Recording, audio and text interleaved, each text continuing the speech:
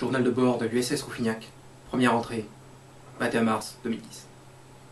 Nous sommes partis depuis 6 mois de notre port d'attache, alias Gironde, et déjà nous connaissons divers problèmes.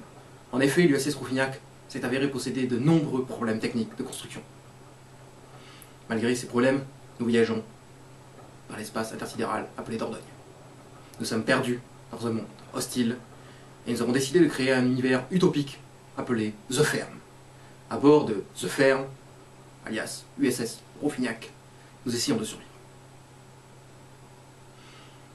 Nous avons déjà eu divers problèmes, à savoir que nous avons traversé la zone géographique appelée hiver 2.0.10 et nous y avons subi de nombreux dégâts structurels. Le châssis a été fortement endommagé par un événement climatique, astronautique et astronomique appelé humidité. Humidité a fait de gros dégâts et a permis l'invasion de notre coque et de notre environnement par, un xénomorphe appelé Moise-Is-Ur. Nous avons vaillamment combattu contre Moise-Is-Ur. Nous avons eu des pertes sévères, mais nous avons survécu. Nous sommes enfin sortis de la zone géographique hiver 2.0.10. Mais hélas, le contrôle radar nous a déjà signalé que dans quelques clics, nous atteindrons une autre zone géographique appelée hiver 2.0.11. Nous espérons ne pas subir les mêmes événements qui se sont produits ici. Et j'ai déjà mis le personnel technique de la propulsion, les frères Roborovski, sur le travail. Ils vont devoir lutter contre cette humidité qui sévit. Nous avons aussi demandé aux clones xénomorphes Titi 1 et Titi 2.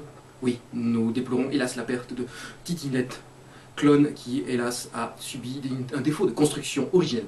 Là aussi, une perte sévère pour nous.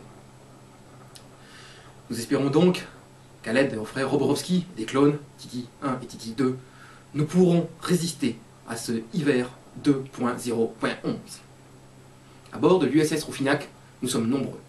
Du personnel d'équipage, du personnel technique, du personnel de sécurité. Et tous, nous essayons de survivre. Notre mission est difficile. Nous avons eu encore une fois de nombreux problèmes, je le répète, puisque le journal de bord commence 6 mois après le lancement de l'opération. C'est là une chose grave que de commencer un journal de bord 6 mois après son départ. Que s'est-il passé pendant ces 6 mois-là? On peut s'interroger. Sommes-nous fous? Sommes-nous possédés par des créatures étranges appelées Dordognards? Mais non, non, nous sommes toujours nous-mêmes. Nous-mêmes, mais nous avons changé. Nous sommes plus résistants, plus forts, car nous nous débrouillons seuls. Nous avons été abandonnés par la base Gironde.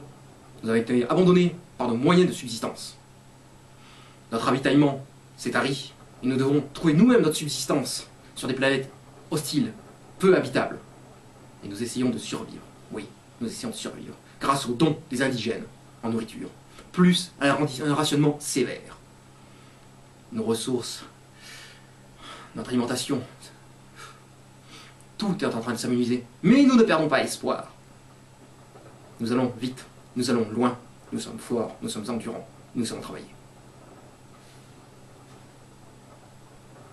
Bientôt, nous atteindrons l'été 2.010. Et nous espérons, grâce à des technologies antiques redécouvertes sur un ancien monde, pouvoir fournir nous-mêmes notre alimentation, grâce à des choses appelées élevage, agriculture, débrouille. Choses antiques que nous ne connaissons plus depuis des siècles. Mais hélas, oui, hélas, ceci est une chose difficile, un travail dur, qui demande de nombreux sacrifices. Il n'est point de loisir à bord de l'USS Rouffignac. Et nous sommes toujours seuls, désemparés, mais nous survivons. C'était le commandant de bord de l'USS Rouffignac.